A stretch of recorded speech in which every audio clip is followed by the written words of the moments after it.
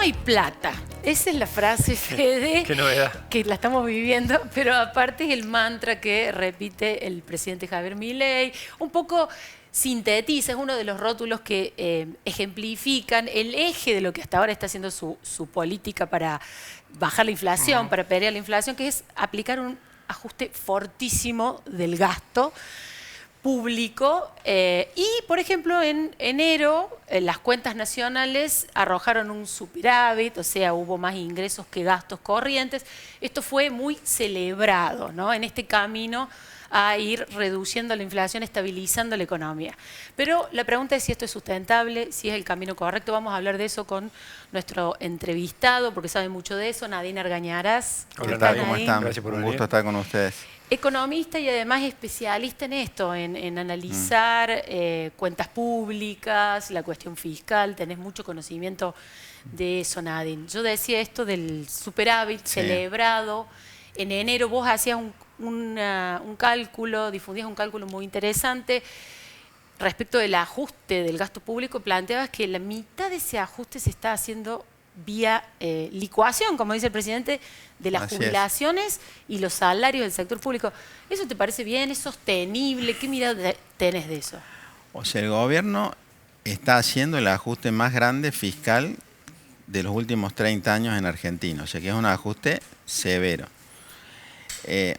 Con el gasto público está haciendo dos ajustes. En primer lugar, está recortando los compromisos que asume, porque hay dos instancias en el sector público. Yo puedo asumir compromisos con vos, pero después no te pago, Claro. y en el fondo no te pago y ahí tengo la caja.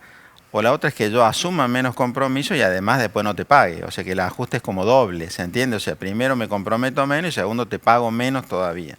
El gobierno está haciendo las dos cosas. Entonces, por ejemplo, si uno toma el gasto del de los primeros 2 meses, que hasta ahora está lo que se devengó, o sea, lo que se comprometió, el ajuste es del 34%, o sea que se está gastando un 34% menos que el año pasado. Eso es muy significativo. Es muy grande, claro. Cuando nosotros entramos a ver los factores que explican eso, identificamos que las jubilaciones explican el 43% de ese ajuste del gasto y los salarios el 5%. O sea que la licuadora está explicando el 50% de ese ajuste del gasto. En lo otro tenés motosierra, como dice el presidente, y licuadora, pero acá asegurado la mitad. Ahora el gobierno, por ejemplo, con el tema de los jubilados, que es una situación muy difícil, porque la caída de poder adquisitivo es del orden del 45%, aún con la suba de marzo, los jubilados van a perder en el primer trimestre el 45% de poder adquisitivo respecto al año pasado. Claro, es casi la mitad de la jubilación. Y vienen perdiendo 9 jubilaciones y media en los últimos 6 años. Y son bajas, son las nacionales. Y son las nacionales. Entonces, este gobierno no está tomando una decisión con los jubilados, solamente está aplicando la ley vigente.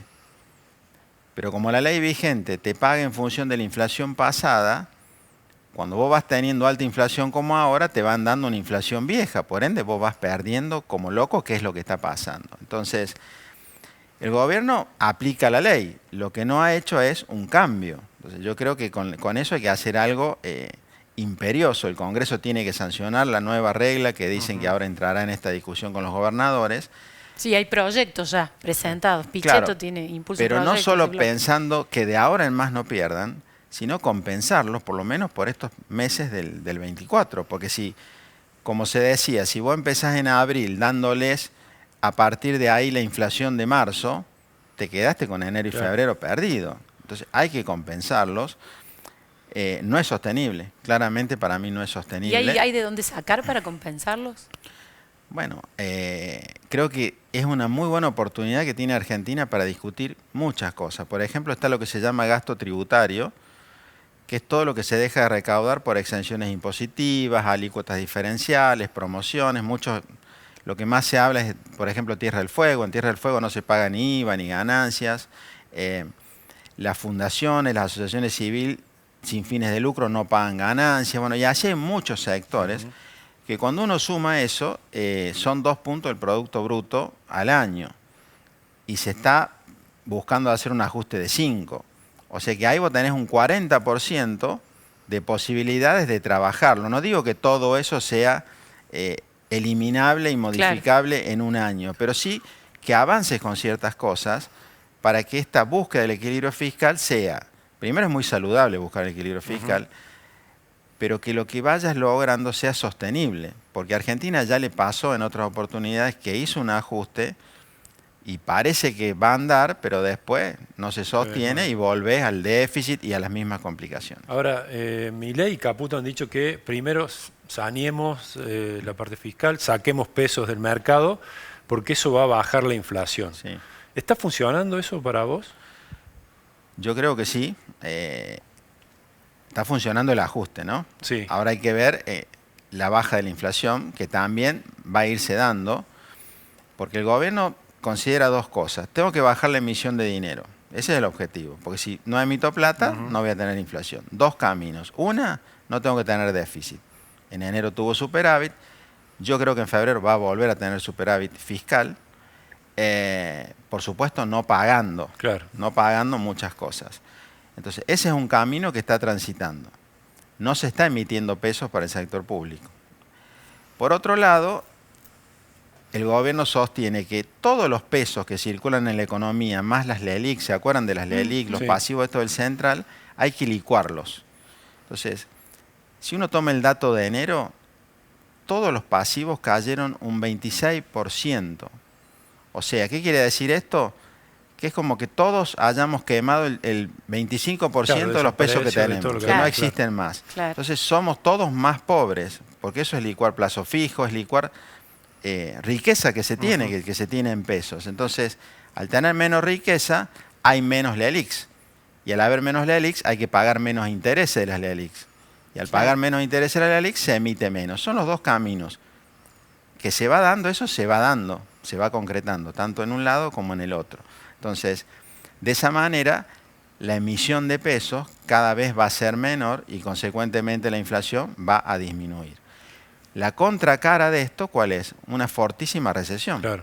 Porque la contracara de menor cantidad real de pesos y ajuste fiscal es una fuerte recesión, que ustedes lo estarán viendo, todos los indicadores que se van conociendo, o sea, caídas muy grandes de actividad. Básicamente, la gente, el comerciante, no aumenta los precios porque si no, ya no está vendiendo y a un precio más alto menos va a vender. Digamos, así se va buscando bajar de esa inercia inflacionaria. Claro, pero la inflación, no, si uno la baja con recesión, no es el mejor remedio, ¿no es cierto? Porque ¿qué pasa cuando vuelva a tener actividad? O sea, no podés salir más de la recesión. Por eso es factible que este primer semestre, que va a ser muy duro, sea el proceso previo a un plan de estabilización. Que el gobierno puede llegar a avanzar, ¿no es cierto?, saliendo del cepo, mejorando salarios también. ¿Ese plan de estabilización tendría que tener eso?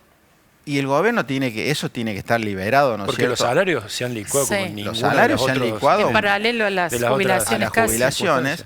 Y miren, un trabajador privado formal terminó el año con un 30% de poder adquisitivo menos que lo que tenía en el 17. Claro. Y este año creo que va a ser muy difícil que un trabajador recupere o se mantenga. Lo más probable es que vuelva a perder. De hecho, a enero ya dio ese resultado. Ni hablar de los trabajadores. ¿Por qué crees que este año va a volver a perder? Porque es muy difícil con una economía que va a tener una recesión de 3, 4%, con seguridad le va a caer la actividad. Es muy difícil que el sector privado dé un aumento de salarios por encima de la inflación. Ni hablar del sector público, que con suerte va a dar un aumento en línea con la recaudación. Y la recaudación está creciendo menos que la inflación por la recesión.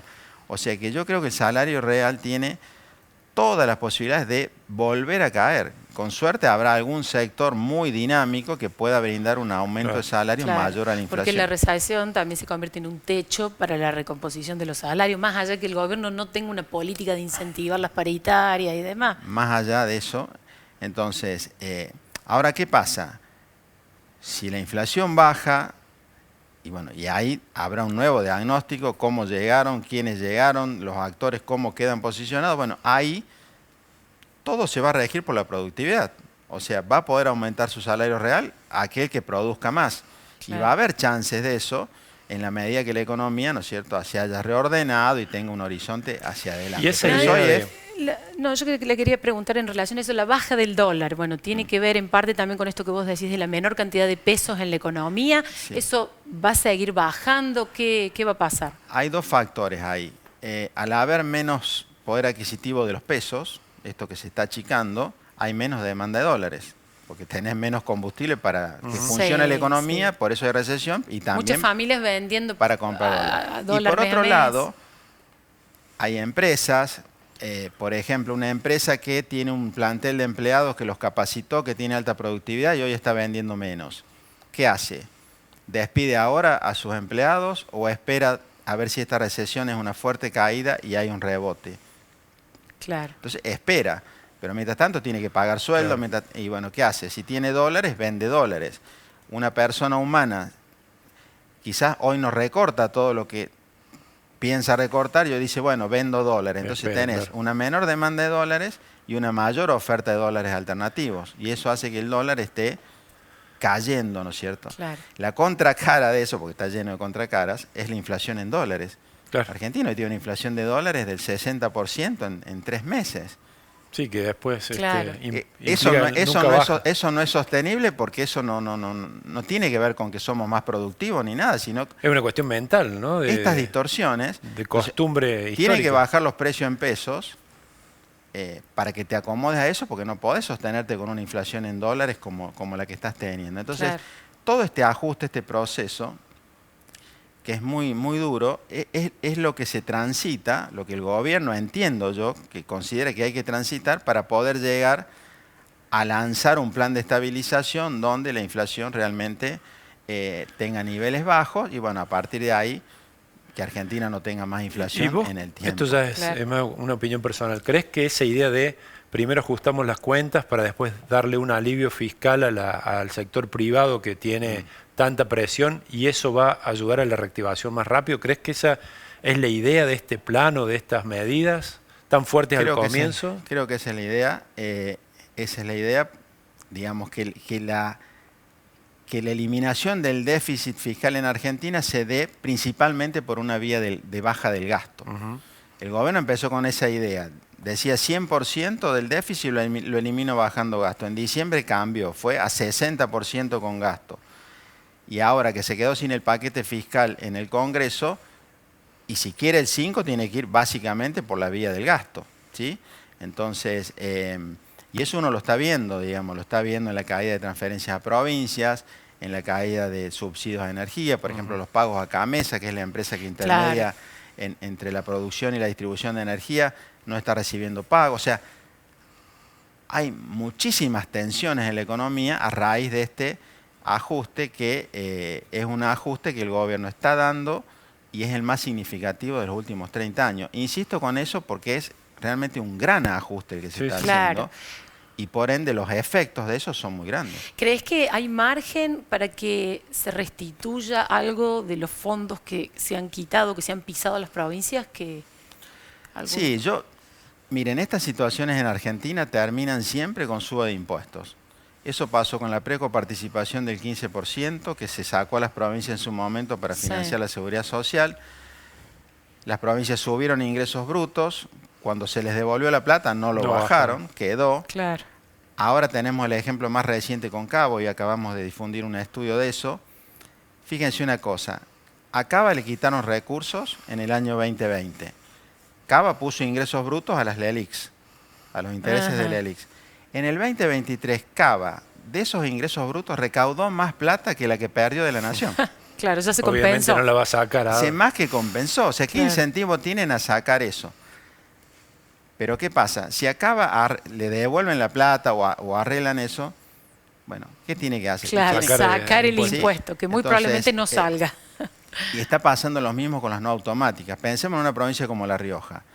El año pasado La Rioja recibió 140.000 pesos por habitante de transferencias no automáticas, cuando el país recibe 40.000, o sea, casi 4 veces. Mucho más.